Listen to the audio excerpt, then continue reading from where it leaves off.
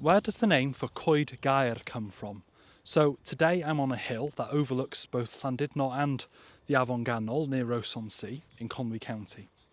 Now I've come to discover that Coed Gaer is in fact private land surrounded by a massive wall with no public access. So unfortunately I'm going to have to film the video here rather than where the hill fort actually is, but I'm sure you'll understand. I don't want to consciously trespass.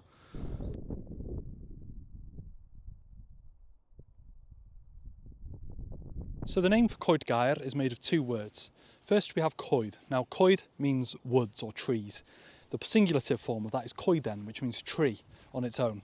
That comes from the Proto-Celtic word kaitos, which meant woods or forest. And then we have Gaer. Now Gaer is the soft mutation of Caer.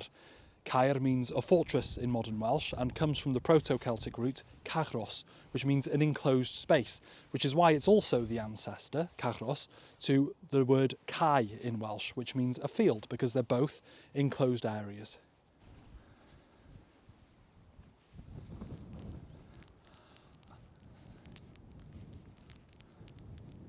Now, it's called Coed Gaer, but there isn't really a fortress on top of it. What there is isolated sets of roundhouses, the remains of them anyway, from the Iron Age period. So anywhere between roughly 800 BC and the end of the Roman era. So the place name literally means fortress woods, woods of the fortress, something along those lines. Anyway, diolch, thank you. Give us a like, give us a share and give us a subscribe.